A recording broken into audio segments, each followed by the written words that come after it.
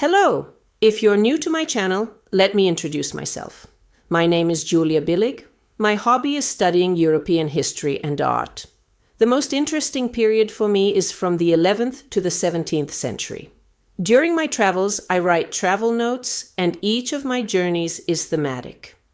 I decided that since practically all my trips are related to history and art, why not share them on this channel? I narrate the main video myself in Russian.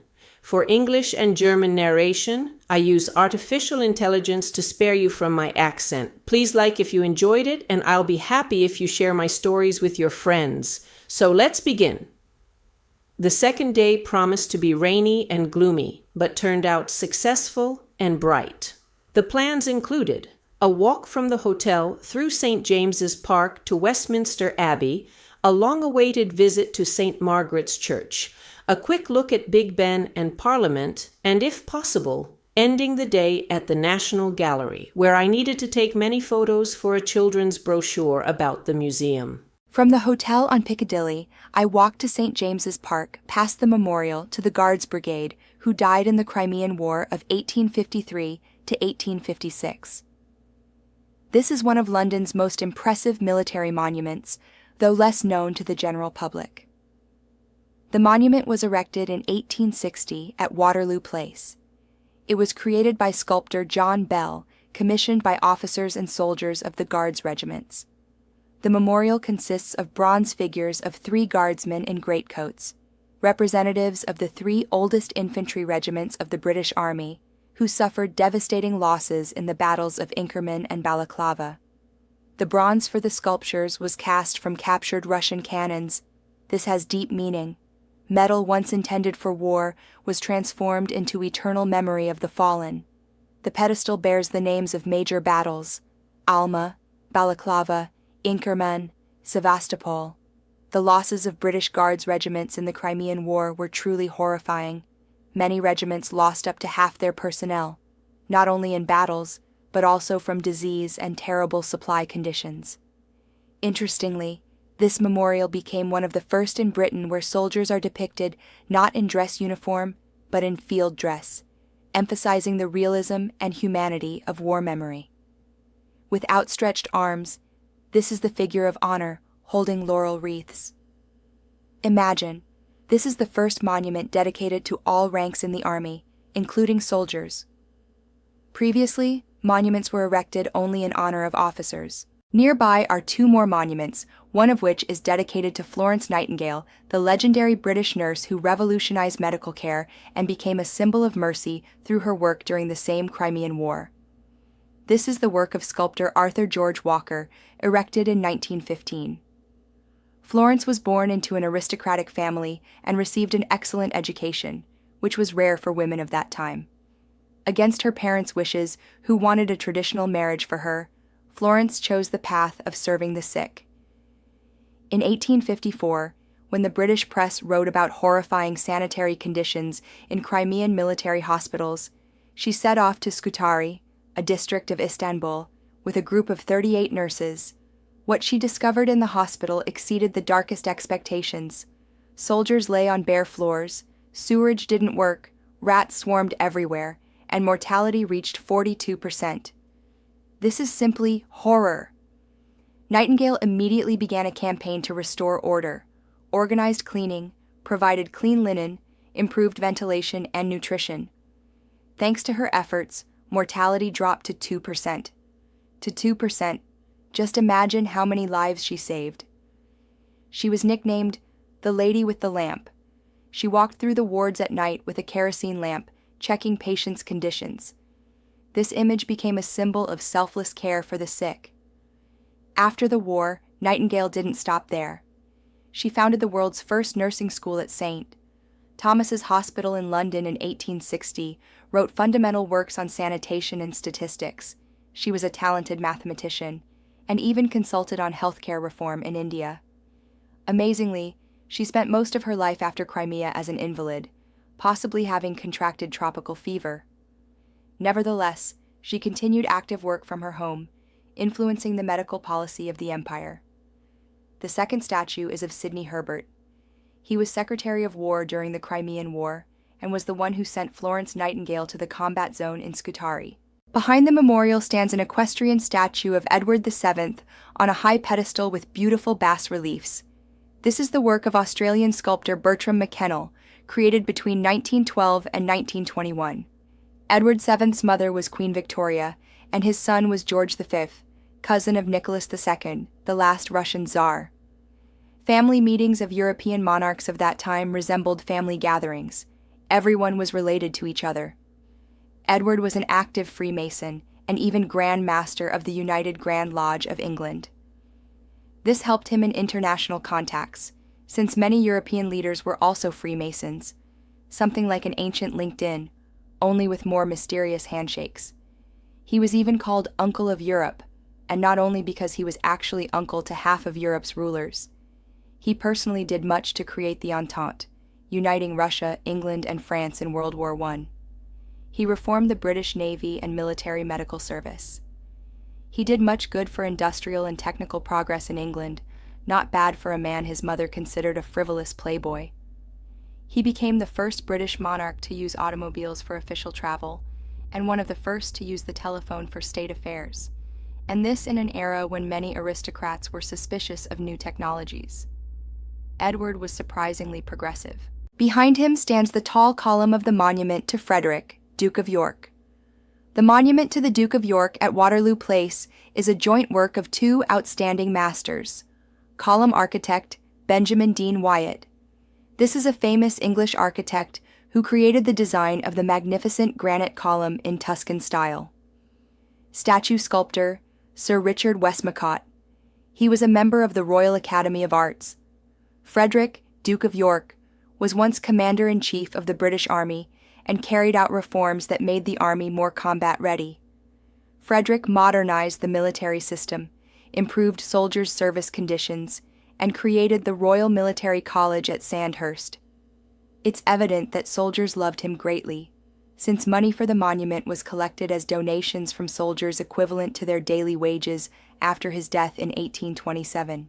And of course, crossing the Mall Street, I couldn't resist taking the 125th photo of Buckingham Palace in the distance. Did you know that beneath the palace exists an extensive network of tunnels, some of which lead to Green Park Underground Station, while others lead to neighboring government buildings? During World War II, the royal family had direct underground access to Whitehall bunkers. There still exists a closed postal railway that connects the palace to the main post office. The palace has its own prison cell in the basement, which was used to detain violators of royal protocol and drunk servants. It was last used in the 1960s. The building has 775 rooms, but the public knows only about some of them. There exists a Room of Tears, where the Queen receives bad news in private. In 1982, Michael Fagan broke into the palace twice, the second time even chatting with the Queen in her bedroom. Less known is that in 1840, teenager Edward Jones broke into the palace 3 times, the last time even eating Prince Albert's breakfast. What a desperate fellow. The palace has its own police department, hospital, post office, and even a cinema. The basement contains a wine cellar with 25,000 bottles, as well as an air raid shelter built during the war and still maintained in working order. Passing the majestic Admiralty and the Horse Guards Museum, where the echo of horse hooves on the riding ground can still be heard, I headed toward the main goal of the day, Westminster Abbey. But how can one pass by St. James's Park without telling its incredible transformation story? Imagine, beneath the feet of strolling Londoners lies one of history's most dramatic metamorphoses. This elegant park began its life as a medieval house of horror. In 1189, the Hospital of St. James the Less was founded here, a shelter for women with leprosy, a terrible place. In 1532, Henry VIII, the same one who changed wives like gloves, decided that the marshy area was ideal for royal hunting. A parliamentary act of 1536 solemnly proclaimed the creation of a park, enclosed and surrounded by brick and stone. But later King James I looked at the swamps and said, "Enough mud. There shall be a royal park here." He ordered the marshes drained and landscape design created, and the first royal park gained respectability. And then Charles II in 1660, enchanted by French refinement during his exile, returned home with grand plans and summoned French landscape designer André Mollet to create a park worthy of Versailles. Thus, a medieval leper colony through royal hunting grounds became an elegant park. And now for secret history that 99% of tourists don't know. In 1664, the Russian ambassador presented the king with an amazing gift: pelicans. Since then, these birds have lived here continuously, and their names have become a political chronicle. During the Cold War, they were called Nikita and Boris. How subtle. Now Island, Tiffany, and San Quentin live there. Interesting what these names reflect? The brass band that tourists perceive as pleasant entertainment actually performs coded messages. Certain melodies mean "all is calm" or "increase royal family security." My Westminster plans included 2 missions: refresh impressions of the cathedral, because forgetting beauty is almost a crime, and definitely capture St. Margaret's Church. It, cunningly, had evaded meeting me with persistence worthy of better application, sometimes starting repairs, sometimes beginning girls' choir rehearsals. But this time I approached the matter strategically, checked the schedule in advance, made an attack plan, and firmly decided not to retreat. Westminster. I have loved tenderly since my first visit. Its history began in the 7th century, but things seriously got going in 960, when London Bishop Dunstan brought a team of 12 monks here. Imagine, worship has been going on here for more than 1,000 years since then. Then this place was ordinary marshy land on the Thames bank, romantically called Thorny Island, Thorn Island. This small but ambitious community practically from the moment of foundation secured support from King Edgar, apparently understood networking and lobbying. 100 years later, King Edward the Confessor decided that a swamp was a perfect place for a royal palace. Apparently he had special vision, and began expanding the monastic community. He built a stone church. Monastic churches were then called minsters, and the new church came to be called Western, to distinguish it from the Eastern, St. Paul's Cathedral, which also stood on the Thames bank. Iron logic: one temple in the west, another in the east, and no confusion.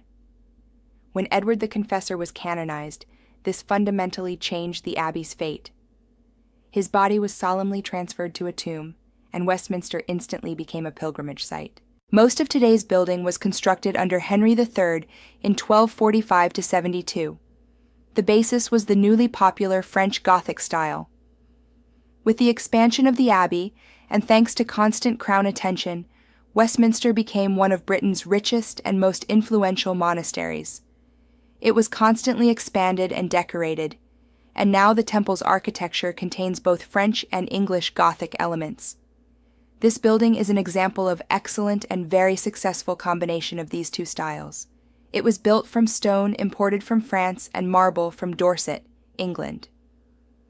Throughout its turbulent history, the monastery was closed twice, first by Henry VIII in 1540, apparently not in the mood, then during the English Republic in the 17th century.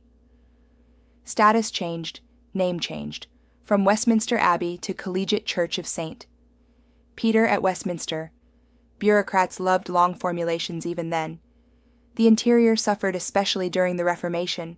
Side chapels, deprived of altars and furnishings, began filling with burials. Previously, being buried in Westminster was a privilege of kings and high nobility, but now more than 3,000 great British citizens rest here. 600 tombstones and monuments comprise the country's largest sculpture collection, a true open-air museum. Here in this photograph is a sculpture created by sculptor Louis-François Roubiliac in the 1760s. This is one of the most dramatic and famous monuments in the Abbey. The sculpture depicts an allegorical scene where Death as a skeleton tries to drag Nightingale's wife into the grave, while James Nightingale himself desperately tries to hold her, literally fighting death for his wife's life. The composition is full of drama and emotion. This Baroque work amazes with its expressiveness and masterful execution. It's considered one of the masterpieces of 18th century memorial art in Britain. Roubiliac was a French sculptor working in London and created several outstanding tombs in Westminster Abbey. In 1698, Christopher Wren was appointed as the first chief architect, surveyor of the building, responsible for its maintenance. Since then, there have been several major restorations. The building looks wonderful now, but one can imagine what complex and difficult work it is to maintain it in such condition. When you enter it, it takes your breath away. From the grandeur, from the beauty, and understanding what amazing history is preserved here. Almost at the entrance, on the western side of the nave, is the tomb of the unknown soldier, whose body was transferred from World War I battlefields. Into the tomb, covered with a Belgian marble slab, earth from France was poured. It's surrounded by poppies that bloomed in Flanders fields where the war passed. This touches the heart of everyone who enters the cathedral. Nearby in the floor in the center of the nave is a memorial plaque to Sir Winston Churchill, Prime Minister and leader of the country during World War II. Everywhere are names of great British people, but what's unique is that in niches outside above the western door stand statues of 20th century martyrs. There's Martin Luther King, Grand Duchess Elizabeth of Russia, etc. After restoration of the Western Towers in 1995, it was decided to fill 10 Gothic niches that had been empty since the 15th century. Tim Crawley was the main author and coordinator of the entire project, though he worked in a team with 3 other sculptors. And above these sculptures is a large window with stained glass from 1735 depicting Abraham, Isaac, Jacob, and 14 prophets. Such a connection of times and peoples. In 1834, Edward Blore created a stone wonder, Westminster Abbey's choir screen. Pointed arches, elegant spires, and carved flowers transformed a simple barrier between nave and choir into an architectural gem. But true magic is hidden on the sides of the central entrance. Here, 2 worlds met, science and power. On the left rests in marble Sir Isaac Newton. Michael Rysbrack carved him in 1731, surrounding him with stone boys with telescope, prism, and planets, symbols of the great scientist's discoveries. On the right rises a monument to Earl Stanhope, Secretary of State and diplomat. Created in 1733 specifically to balance with Newton, it embodies earthly power. What irony! Newton discovered laws of planetary motion. Stanhope controlled the movement of nations. One changed understanding of the cosmos, the other, the map of Europe. They say their proximity resulted from lack of space. But where else can science and politics peacefully meet, if not in a temple where kings are crowned and geniuses buried? When sunlight falls on the screen's gilded details, the stone seems to breathe history. Passing through the arch into the sacred choir, one involuntarily bows one's head before human genius, those who comprehended the mysteries of the universe, and those who created beauty in stone. Nothing remains of the old choir. What we see now was installed in the mid-19th century. Apparently, the Victorians decided that medieval choirs weren't spectacular enough and replaced them to their taste. Westminster Abbey Choir participates in daily services, an elite team of 22 boys and 12 men choristers. This choir is considered one of the world's best, and this isn't empty boasting. The boys study at Westminster Abbey Choir School, a real musical Hogwarts, founded around 1560 under Queen Elizabeth I. This is the only remaining choir school in the United Kingdom that deals exclusively with training choristers. No girls, only boy singers aged 8 to 13. Training takes place in tiny classes of 5 to 6 students. Personal approach in action. The program includes music, naturally, drama, natural sciences, French, physical education, and art from the 4th year. And from the 6th year, English, mathematics, humanities, Latin, and Greek are added, a complete gentleman's set. The choir's main task is performing daily worship services, but that's far from all. Choristers participate in the country's most prominent events: Queen Elizabeth II's funeral, King Charles III's coronation, the Prince and Princess of Wales's wedding. Imagine boys aged 8 to 13 singing at events watched by billions of people worldwide. Isn't this a dizzying career from childhood? So when you hear angelic voices in Westminster, know this is the result of centuries of selection and training of Britain's most talented young singers. The altar and its screen were designed in 1867 by Sir George Gilbert Scott. On the altar's sides stand 4 large statues of Moses, St. Peter, St. Paul, and King David by H. Armstead. Before the altar is one of the world's most beautiful treasures, a floor laid in 1268. This type of mosaic is called cosmati, after the Italian family that created this technique of laying complex images from colored marble and glass pieces on a smooth marble background. The Cosmati family is an amazing dynasty of Roman masters who for several generations, approximately from the 12th to 14th centuries, created incredible mosaic works. The dynasty began with a master named Laurentius, who lived in the 12th century. His sons Jacobus, Lucas, Deodatus, and Cosmas continued the family business, and it's from Cosmas's name that the entire style gets its name, Cosmatesque, or works of Cosmati masters. Interestingly, their technique didn't arise from nothing. They were inspired by Byzantine and Islamic ornaments, but created a completely unique style. They used marble fragments of different colors: white, red, green, yellow, creating complex geometric patterns from them. They were especially famous for their floors and church decorations. Cosmati mosaics were distinguished not only by beauty, but also symbolism. Geometric patterns often represented cosmic order and divine harmony. The one in Westminster's altar is the most beautiful example in Northern Europe, and its pattern symbolizes the creation and end of the world.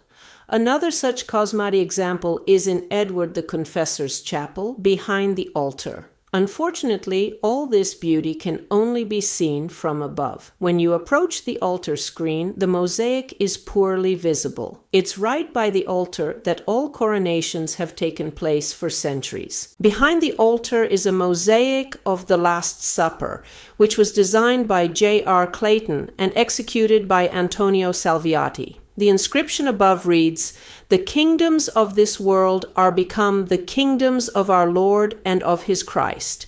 This biblical quote emphasizes the Abbey's role as a place where British monarchs are crowned, symbolically representing the transition from earthly to divine power. This mosaic represents a beautiful example of Victorian religious art, combining Italian craftsmanship with English artistic vision, and remains one of the most significant works of its era. This mosaic has witnessed many of the most important ceremonies in British history: coronations, royal weddings, and funerals. There have been 39 coronations at Westminster Abbey since 1066, and 40 monarchs have been crowned, including the joint coronation of William III and Mary II. King Charles III became the 40th reigning monarch, crowned in May 2023. Westminster is just as good as in my previous visits. It's good when there's something constant. I walked through the nave, north and south galleries, and transept, looked into the Lady Chapel. Majestic and peaceful in Westminster, even despite the tourists. There weren't that many of them, by the way. This was in mid-April. I strolled through the monastic courtyard. The cloister sounds much more mysterious than simply courtyard. Built in the 13th to 14th centuries, the cloister surrounds the inner courtyard with 4 covered galleries with elegant Gothic arches. Westminster's cloister has an amazing detail. Talking stones. Hundreds of medieval graffiti that monks and pilgrims left over the centuries are preserved on the walls. You can make out names, crosses, even entire prayers carved in stone. I entered the chapter house, reached by stairs from the cloister. An octagonal room with huge pointed windows that flood the hall with incredible light through colored stained glass. Here, monks gathered with the abbot to hold chapter. Pray, read the rule of Saint Benedict, discuss the day's business. The chapter house was also where the Royal Great Council assembled in 1257. This was effectively the beginning of the English Parliament. The walls are decorated with 14th century frescoes with biblical scenes, the Last Judgment, and Apocalypse. Although many paintings have suffered from time, they still amaze with their expressiveness. And here's amazing acoustics. If you whisper at one wall, the words are clearly heard in the opposite corner of the hall. And by good tradition, when leaving the chapter house, I touched England's oldest door. It dates to the 1050s, meaning it's almost 1,000 years old. This oak door survived the Norman Conquest, fires, the Reformation, and 2 world wars. It's made from solid oak planks. Funny that this ancient door is still used for its purpose. People pass through it into the chapter house. Just imagine, you're touching the same handle used by kings, monks, and parliamentarians for 10 centuries. When you touch it, you feel as though you're connecting with 1,000 years of history. What struck me, practically all tourists pass by the Pyx Chamber as if it were invisible. Yet here is London's most ancient altar, and possibly all of Britain's. A massive tourist oversight worthy of special attention. The Pyx Chamber itself was built in 1070 to 1080. It and the crypt are the Abbey's most ancient parts and London's oldest rooms. Royal treasures were once stored here. A true medieval version of Fort Knox. The Pyx Chamber is protected by 2 massive oak doors and 6 locks. Here was also kept the precious box with gold and silver coin standards, which were checked each year for new minting.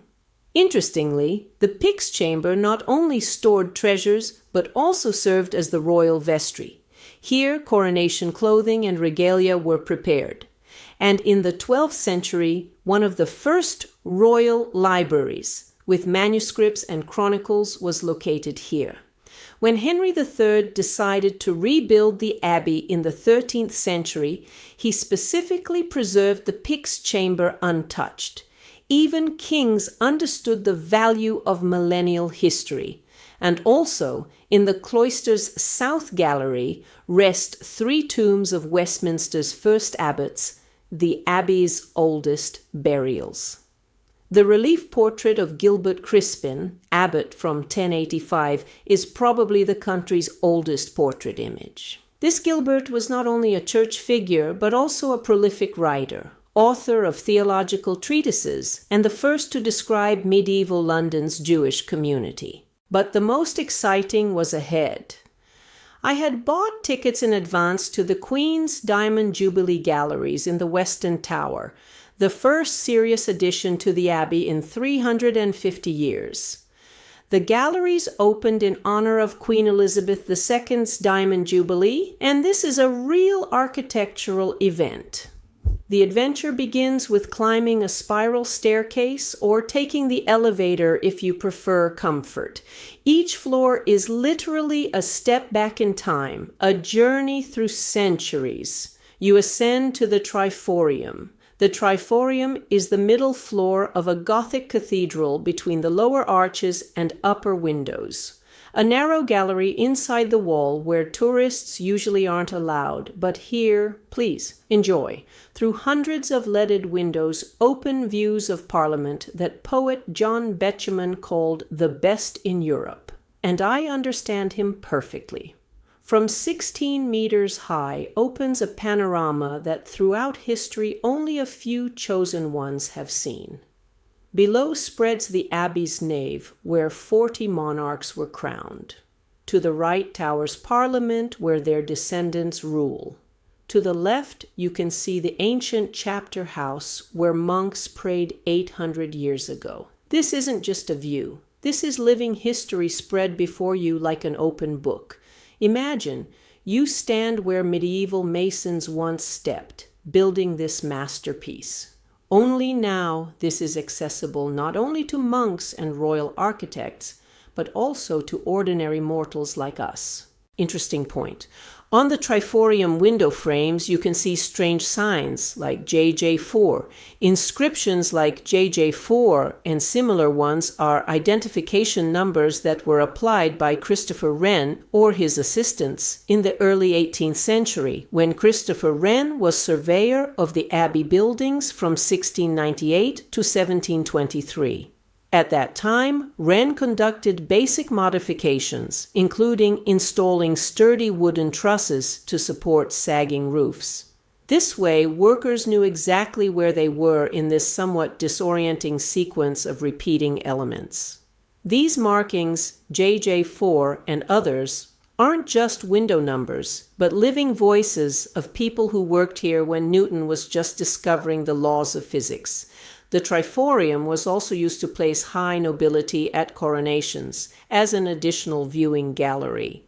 Archaeologists found 4 handwritten invitations to Queen Anne's 1702 coronation, probably left by spectators who watched the ceremony, and their places were numbered exactly like this JJ4. I can say with confidence that if I were to attend any ceremony at Westminster Abbey, I would dream of seeing this ceremony only from the height of these galleries. The entire cathedral is laid out before you. You can excellently study the Cosmati mosaic and examine in detail Edward the Confessor's resting place, the nave, transept. Previously one could only dream of this. This truly is Elizabeth's royal gift. Here are the coronation treasures. Unfortunately, filming is prohibited, and I can't show them all. Here is Queen Mary VII's coronation chair, which was created for the 1689 coronation of William III and Mary II. The only case in English history when 2 monarchs were crowned as joint rulers. Despite Mary II having stronger rights to the throne as James II's daughter, she sat on a new chair that has since been covered with Westminster school students' graffiti. Imagine,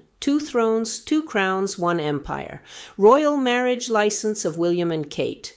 Yes, that very document that allowed Prince William to marry Catherine Middleton. Here, among medieval manuscripts, lies evidence of modern royal love, Liber Regalis, the Bible of coronations. This 14th century manuscript masterpiece isn't just a book, but an instruction manual for creating monarchs. Every coronation since 1382 has followed its instructions.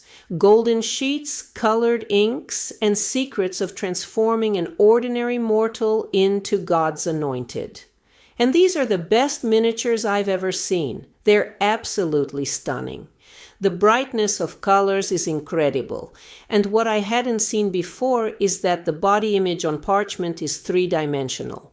It's not outlined, but seems to protrude from the parchment, and much more very interesting. Here's also the first copy of Magna Carta. Imagine a document that in 1215 limited the power of King John Lackland and laid the foundations of constitutional monarchy and human rights. This document literally changed the course of world history, becoming the basis for many countries' constitutions, including the US Bill of Rights. Magna Carta isn't just a historical artifact, but a symbol of how even the most powerful monarchs must obey the law. Rather symbolic that this charter is located here, in the abbey where those very monarchs whose power it limited were crowned. The Domesday Book was created in 1086 by order of William the Conqueror. The book's name refers to the biblical day of judgment, when all people must be presented with a complete list of their deeds. The name's origin is connected to the unprecedented nature of the enterprise, which covered the entire country and placed each inhabitant as if before the Last Judgment, naturally, in an economic sense. Approximately 1.5 to 2 million people were recorded. However, the census wasn't entirely complete. Mainly heads of households and landowners were recorded. Women, children, and serfs were often not counted. Some northern territories, including Northumbria, weren't included. London and Winchester are also absent from the census. The total population of England at that time is estimated by historians at 2 to 2.5 million people, so the Domesday Book covered a significant part of the country's population. This was one of the most massive administrative operations in medieval Europe. The census was conducted to determine the tax base for the new Norman government. William wanted to know exactly what resources he had in the conquered country. The Litlington Missal is an amazing 14th century manuscript book, one of the most beautiful English church manuscripts. The Missal was created in the late 14th century, commissioned by Nicholas de Litlington, who was Westminster's abbot from 1362 to 1386, hence the name after the patron. This is a liturgical book containing texts and music for Mass throughout the church year. But the main treasure is the incredible miniatures. The manuscript is decorated with hundreds of exquisite illustrations with gold and bright colors. Especially famous are images of saints, biblical scenes, and decorative initials. The Missal's uniqueness is that it reflects the English tradition of book miniature of that time, the so-called International Gothic style. Artists used ultramarine, gold, and other expensive pigments. Now, the Litlington Missal is kept at Westminster Abbey as one of the library's main treasures. This isn't just a book, but a work of art that shows what level of mastery medieval scribes and artists achieved in 14th century England. And about archaeological wonders. When archaeologists lifted Christopher Wren's floorboards, they seemed to open a time capsule sealed for 3 centuries. They saw 30,000 fragments of stained glass from the 13th to 16th centuries. These are remnants of windows broken by storms, wars, and relentless time. Now, some of these medieval fragments live a second life in new stained glass, where 13th century saints' faces mysteriously look at 21st century visitors. But the most amusing find, Virginia tobacco wrappers from 1685. Imagine, even in the Abbey's sacred walls, people remained human and secretly arranged smoke breaks. Apparently, stress from royal ceremonies required nicotine relief even for church servants. The most eerie and simultaneously fascinating collection, funeral effigies from the 14th to 17th centuries. These wooden doubles of dead monarchs were carried at royal funerals so the people could see their ruler even after death. Such brilliant medieval PR technology. Henry VII's head amazes with its realism. It was made from the king's death mask, every wrinkle in place. And here's a curious fact. The legendary Lady Hamilton personally adjusted Admiral Nelson's effigy's hairstyle. Imagine a living beauty beautifying a dead hero. All these wooden figures are made with bending arms and legs like medieval marionettes. Why? Perhaps for greater realism during ceremonies, or perhaps for easier storage in royal wardrobes. History keeps silent. I'll take your attention for another minute. This will be interesting for embroidery lovers.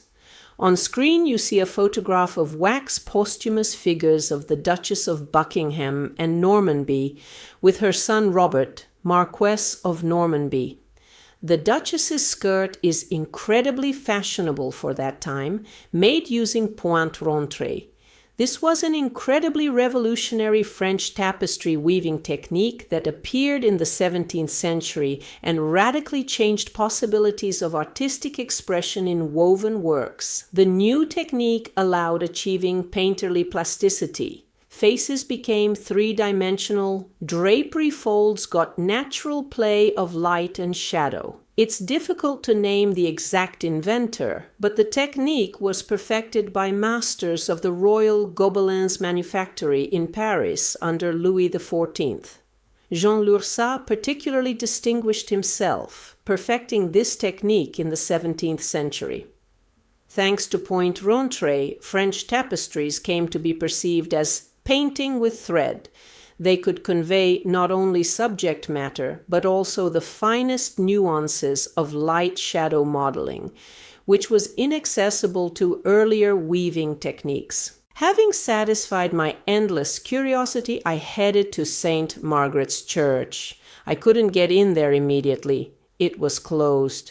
After talking to at least 15 Westminster servants, I reached the shift supervisor and quite persistently explained that I had come specifically to visit this church, and the website hadn't mentioned it was closed today. I was told there was an unscheduled girls' choir rehearsal. After long and persistent debates, the shift supervisor led me from Westminster through cordons directly to this church's entrance. To colleagues' amazed questions, "Where are we going if it's closed there?" "Logically," he muttered through his teeth, "she needs to." Opening the door, he told me I had 40 minutes, then I must leave the church. And I spent all 40 minutes with great enthusiasm and interest studying this truly excellent historical gem of Westminster. St. Margaret's Church seems a modest neighbor to Great Westminster, and tourists usually pass by, not even suspecting that this Cinderella of English architecture holds stories no less captivating than her famous neighbor. In the 12th century, Westminster Abbey's Benedictine monks faced a delicate problem. Local residents constantly interfered with their divine service. Monks had to gather at strictly fixed times to sing the Opus Dei, and nothing should distract them from their prayer schedule. The solution was elegant: build a separate parish church for ordinary mortals and dedicate it to Saint Margaret of Antioch, a 3rd century martyr.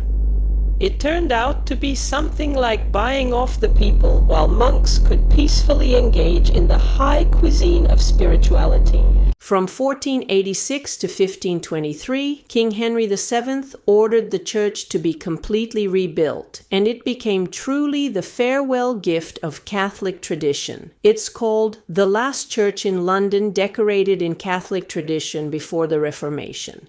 Imagine richly painted statues, multiple internal chapels, bright colors and gilding, a real Catholic carnival before the Protestant fast. In the 18th century, the entire structure was enlarged and faced with Portland stone, which is why architects describe the church as a Tudor body in Georgian clothing, a kind of historical wardrobe change. In 1614, a significant event occurred. St. Margaret's Church became the parish church of the Palace of Westminster. 17th century Puritans, dissatisfied with the too lavish liturgy of the Abbey, chose a simpler church for parliamentary services, and this practice continues to this day. It turns out that English democracy prays in a separate building. The church's main jewel, on the left of the screen, is the colored stained glass of the eastern wall, created in Holland in 1526 to celebrate the marriage of Henry VIII and Catherine of Aragon. But by the time of its completion, the king had already switched his attention to Anne Boleyn, a classic case of, while making the gift, the groom changed brides. Since the marriage was annulled in 1533, the stained glass could no longer enter Westminster Abbey and was sent to Essex to wait out the Reformation. In 1758, it was sold to St. Margaret's Church, but had to endure a 7-year legal battle. The Dean of Westminster considered it too papist. On the north wall is a stained glass memorial to Edward Ashurst Morris, created by Edward Frampton. It's on the right of the screen. The inscription reads, "In loving memory of Edward Ashurst Morris, who died December 17, 1890, aged 27 years. Erected by his brother Alfred Morris." The upper parts contain coats of arms, and the central parts represent Botticelli's painting Mystical Nativity from the National Gallery. The lower panels show two brothers shaking hands and two figures representing fortitude with sword and shield and charity embracing small children. Edward died shortly after his marriage and a few weeks after his child's baptism.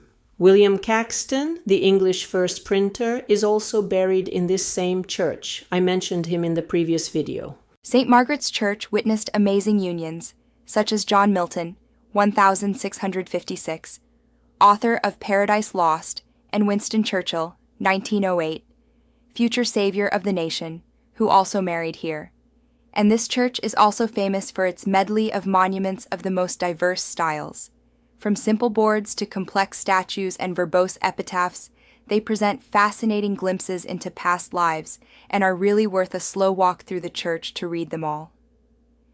In 1863, architect George Gilbert Scott discovered doors upholstered with what Victorians took to be human skin. Historians proposed a chilling version. This could have been the skin of William Sacrist, who in 1303 robbed the king of a sum equivalent to 100 million modern dollars. It was supposed that he was flayed alive, and his skin used for royal doors. Fortunately, later research showed the upholstery was cowhide, but what relief for the reputation of medieval justice. But there were also dark moments. After the Restoration, Charles II, enraged by his father's execution, ordered the exhumation of Cromwell's and the regicides' bodies from the Abbey. He posthumously hanged Cromwell at Tyburn and stuck his head on Westminster Hall's spire. He burned the others and ordered them buried in a pit in St. Margaret's Cemetery. Now, a memorial to them has been erected by the Cromwell Society. History loves irony.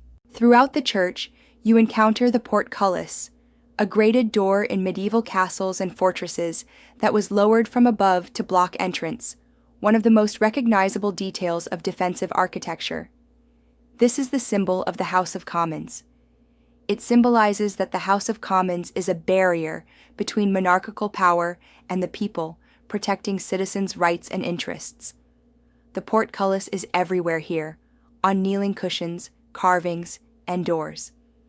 There's a special bench for the Speaker of the House with a portcullis on the end.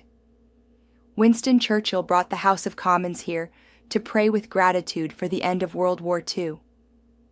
St. Margaret's Church is a living textbook of English history, where every stone tells of the transformation of a medieval kingdom into a modern democracy. Entry is free, there are no tourist crowds, and the stories are no less captivating than those of the famous neighbor.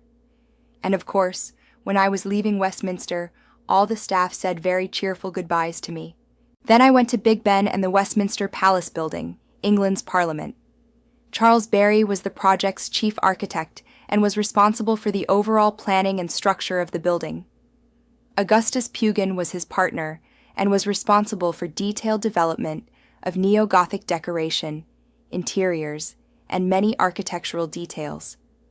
To build the Parliament building and Big Ben, unique engineering solutions were found that were far ahead of their time and still amaze with their boldness and brilliance today.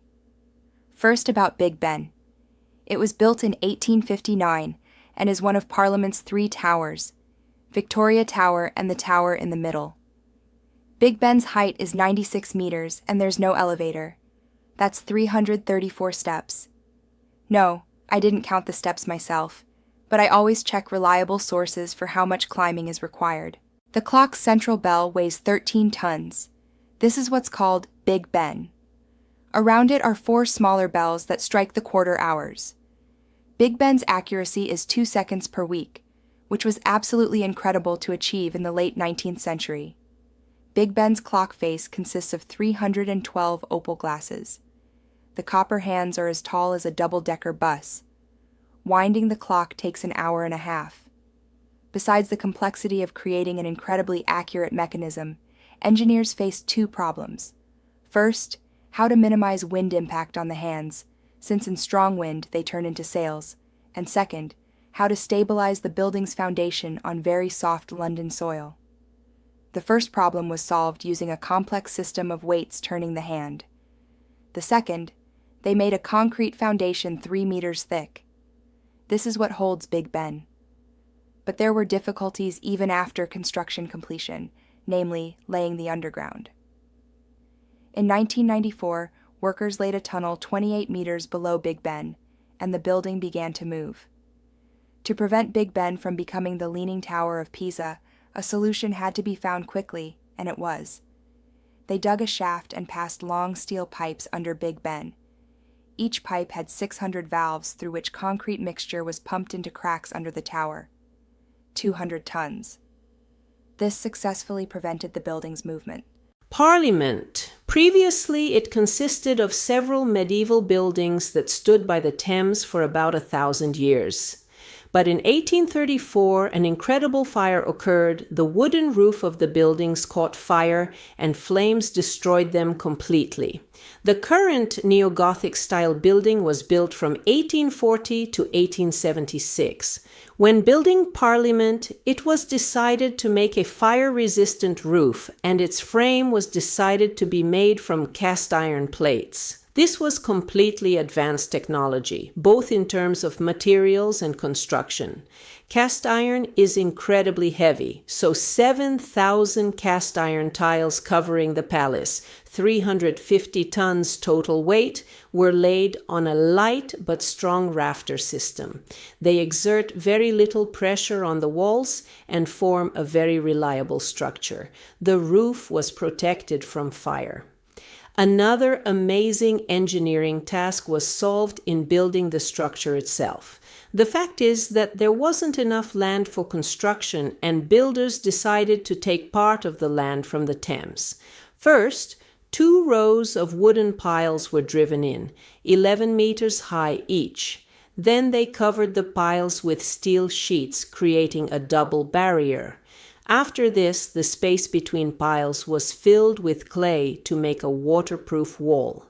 The enclosed water was pumped out, and the created space was filled with concrete, creating a foundation for the building. But the Thames is treacherous with its powerful tides, which should have exerted strong pressure on the wall. Then behind this barrier, they made a temporary free space, once again encroaching on the Thames, and built a permanent stone wall, thick at the base, where it experiences the strongest pressure, and narrowing toward the top, which is clearly visible at low tide. Now Parliament's foundation was reliably protected. Victoria Tower, located on the opposite side from Big Ben. This is absolutely an amazing story, a brilliant engineering solution, and the beginning of all skyscrapers. Victoria Tower, 98 meters high, is the southern and ceremonial entrance to the building. It was supposed to amaze with its grandeur, height, and hall size, which meant figuring out how to build 9 floors over empty space below. This was a completely impossible engineering task at that time, but English engineers and architects devised a unique solution. They built inside a network of tapering metal columns that support the weight of all floors. The columns transfer pressure to the foundation made of 12-ton beams. The floor's weight is distributed across 4 walls, leaving space in the center for the huge ceremonial entrance vault. This tower served as a model for the first American skyscrapers. Its steel frame inspired 20th century building construction. This tower houses Parliament's archive. The greatest treasure is 64,000 legislative acts, starting with 15th century parchments. But there was another complexity in building this tower. Huge lifting cranes didn't exist then, and building scaffolding wasn't possible due to proximity of other buildings.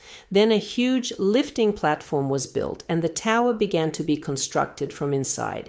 8 people lifted the 40-ton platform using special mechanisms, and on top of the platform stood a steam crane that lifted stone onto the platform. 2 more cranes installed stones on the wall. From the side, it seemed the tower was growing by itself with steam power. All Westminster Palace rooms were heated using open fire.